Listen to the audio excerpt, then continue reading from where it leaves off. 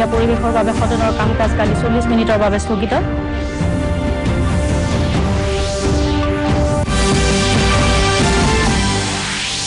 2008 চনৰ 30 অক্টোবৰৰ এলানি বিস্ফোৰণৰ ঘটনাৰ সন্দৰ্ভত সিবিআইৰ বিশেষ আদালতৰ ৰায়দান কাইলৈ অভিযুক্ত 15 জনৰ শাস্তিৰ বিষয়ে ৰায় আৰু নাগৰিকত্ব সংশোধনী বিধেয়কৰ বিৰুদ্ধে চিত্ৰশিল্পীৰ প্ৰতিবাদ আজি অসম গণ পৰিষদৰ উদ্যোগত উত্তৰ পূৰ্বাঞ্চলৰ বিভিন্ন দলৰ বৈঠক নমস্কাৰ এতিয়া বিতং বাতৰি দিছপুৰত ৰাজ্যপালৰ অভিভাষণেৰে কালি অসম বিধানসভাৰ বাজেট অধিৱেশন আৰম্ভ হৈছে ৰাজ্যপাল অধ্যাপক জগদীশ মুখীয়ে ভাষণ দি থকা সময়ত কংগ্ৰেছকে ধৰি বিৰোধী দলে নাগৰিকত্ব আইন সংশোধনী বিধেয়কৰ প্ৰতিবাদত খিলঞ্জীয়াৰ অস্তিত্বৰ প্ৰতি ভাবুকি আহিব বুলি আশংকা প্ৰকাশ কৰি হাতে হাতে প্লে কাৰ্ড লৈ হুলস্থুলীয়া পৰিৱেশ সৃষ্টি কৰাত অধ্যক্ষই 40 মিনিটৰ বাবে সদন স্থগিত ৰাখিব লগা হয় পাছত সদন পুনৰ মিলিত হোৱাৰ সময়ত ৰাজ্যপালৰ ভাষণৰ ওপৰত ধন্যবাদ সূচক প্ৰস্তাৱ সদনৰ কাম কাজ বিষয়ক উপদেষ্টা সমিতিৰ প্ৰতিবেদন আদি সদনৰ মজিয়াত দাখিল কৰা হয় সদনে সাহিত্যিক পুষ্পগগৈ অভিনেতা কেদাৰ খান কৰ্ণেল মনোৰঞ্জন গোস্বামীৰ বিয়োগক শোক প্ৰকাশ কৰে আৰু তেওঁলোকৰ আত্মাৰ চিৰশান্তি কামনা কৰি 1 মিনিট সময় মৌনতা অৱলম্বন কৰে He popularized the culture and folk music of Assam and Northeast India at national and international level. He was the recipient of National Film Award for the best প্ৰধানমন্ত্ৰী নৰেন্দ্ৰ মোদীয়ে কৈছে যে ভাৰত এখন শান্তিপূৰ্ণ দেশ যদিও অতি প্ৰতিকূল পৰিস্থিতিত যিকোনো মূল্যৰ বিনিময়ত দেশখনৰ সীমা সুৰক্ষিত কৰিবলৈ ভাৰতৰ দৃঢ় ইচ্ছাশক্তি আৰু ক্ষমতা আছে কালি নতুন দিল্লীত ৰাষ্ট্ৰীয় শিক্ষাৰ্থী বাহিনীৰ গণৰাজ্য দিৱস শিবিৰৰ সামৰণি উপলক্ষে আয়োজিত আনুষ্ঠানিক কুচকাৱাজৰ অভিবাদন গ্ৰহণ কৰি মোদীয়ে কয় যে দেশৰ সকলো শত্ৰুকে আমাৰ স্থল সেনা বাহিনীয়ে সমুচিত প্ৰত্যুত্তৰ দি আহিছে এনসিসি কেডেটসকলে কেৰালাৰ বানপানীৰ সময়ত আগবঢ়োৱা বৰঙনিৰ ভূয়সী প্ৰশংসা কৰি প্ৰধানমন্ত্ৰীয়ে কয় যে এনসিসিয়ে স্বচ্ছ ভাৰতৰ দৰে কেইবাখনো আঁচনিৰ বিষয়ে সজাগতাৰ সৃষ্টি কৰিছে কুচকাৱাজৰ অভিবাদন গ্ৰহণ কৰাৰ পাছত প্ৰধানমন্ত্ৰীয়ে বিভিন্ন পৰ্যায়ৰ শ্ৰেষ্ঠ কেডেটসকলৰ মাজত বঁটা প্ৰদান কৰে এইবাৰৰ শিবিৰৰ 29খন ৰাজ্য আৰু 7খন কেন্দ্ৰীয় শাসিত অঞ্চলৰ 698 গৰাকী ছোৱালী কেডেটকে ধৰি মুঠ 2070 গৰাকী কেডেটে অংশগ্ৰহণ কৰে অনুষ্ঠানত প্ৰতিৰক্ষা মন্ত্ৰী নিৰ্মলা সীতাৰমণো উপস্থিত আছিল हमारी सेना ने ये स्पष्ट संदेश दिया है कि हम छेड़ते नहीं हैं लेकिन किसी ने अगर छेड़ा तो हम उसे छोड़ते भी नहीं हैं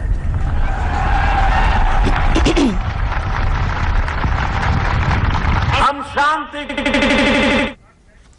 2008 চনত গুৱাহাটী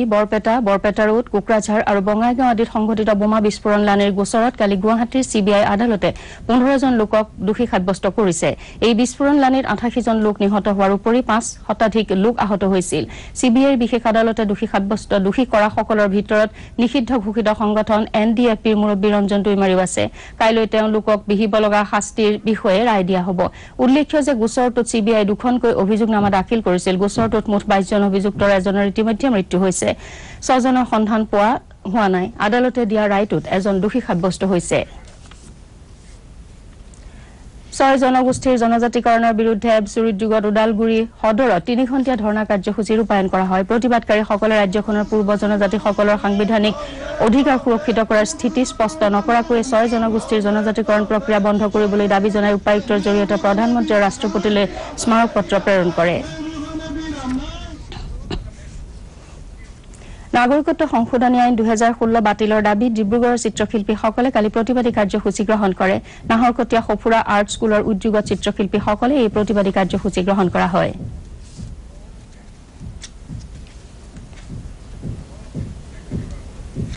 জনতা দল ইউনাইটেডে ৰাজ্যসভাত নাগৰিকত্ব আইন সংশোধনী বিধেয়ক গৃহীত হোৱাত বাধা আৰোপ কৰিবলৈ সিদ্ধান্ত লৈছে কালি গুৱাহাটীত অসম গণ পৰিষদ আৰু জেডিইউৰ এখন যুটীয়া সংবাদমেলত দলটোৰ সচিব প্ৰধান কেসি ত্যাগীয়ে এই বিষয়ে ঘোষণা কৰে অগপৰ সভাপতি অতুল বৰাই কোনো কাৰণতে বিধেয়কখন ৰাজ্যসভাত গৃহীত হ'বলৈ দিয়া নহ'ব বুলি ঘোষণা কৰি কয় যে জাতিৰ স্বাৰ্থত সকলো স্তৰতে এই বিধেয়কৰ বিৰুদ্ধে প্ৰতিবাদ অব্যাহত থাকিব সংবাদমেলত প্ৰাক্তন মুখ্যমন্ত্ৰী প্ৰফুল্ল কুমাৰ মহন্ত উপসভাপতি কেশৱ মহন্ত প্ৰাক্তন সাংসদ বীৰেন্দ্ৰ প্ৰসাদ বৈশ্য প্ৰমুখ্যে কেইবাগৰাকী জ্যেষ্ঠ বিষয়ববীয়া উপস্থিত আছিল আনহাতে নাগৰিকত্ব আইন সংশোধনী বিধেয়কৰ বিৰুদ্ধে অগপৰ উদ্যোগত আজি গুৱাহাটীত উত্তৰ পূবৰ ৰাজনৈতিক দলসমূহৰ এখন সভা অনুষ্ঠিত হ'ব বুলিও অগপৰ তৰফৰ পৰা প্ৰকাশ কৰা হৈছে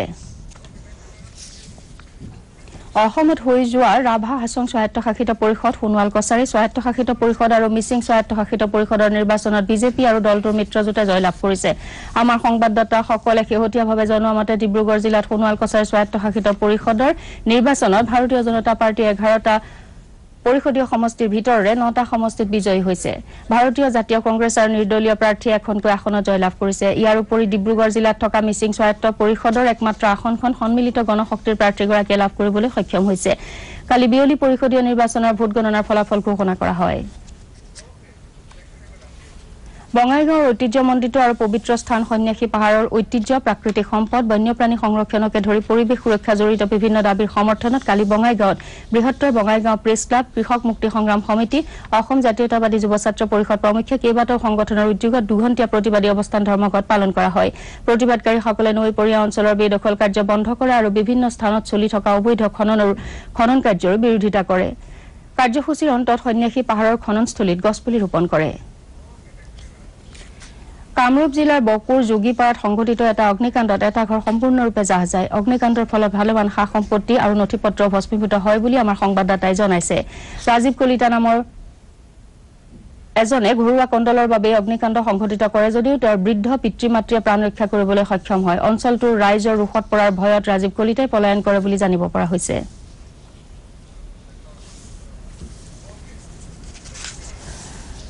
ৰঙিয়া আৰক্ষীয়ে কালি ৰঙিয়া 1 নং নকুল গাঁৱত বৃহৎ পৰিমাণৰ চুৰি সামগ্ৰী উদ্ধাৰ কৰে গাঁওখনৰ ফিৰদৌছ আলীৰ ঘৰত অভিযান চলাই চোৰাং ডিজেলো উদ্ধাৰ কৰা হয় তেওঁ দীৰ্ঘদিন ধৰি অবৈধ গাঞ্জাৰ ব্যৱসায়ৰ লগত জড়িত আছিল বুলি অভিযোগ উঠিছে আলী সম্প্ৰতি পলাতক অৱস্থাত আছে বুলি আৰক্ষী সূত্ৰে জানিব পৰা হৈছে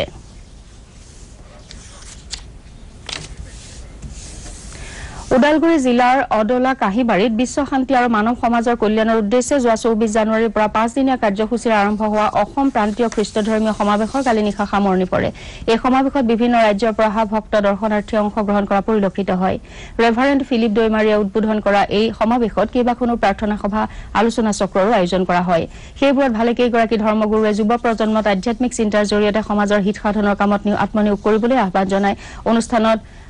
মন্ত্ৰী ৰিহন দৈমাৰী প্ৰমুখ্যে কেইবাগৰাকীও বিশিষ্ট ব্যক্তিয়ে অংশগ্ৰহণ কৰে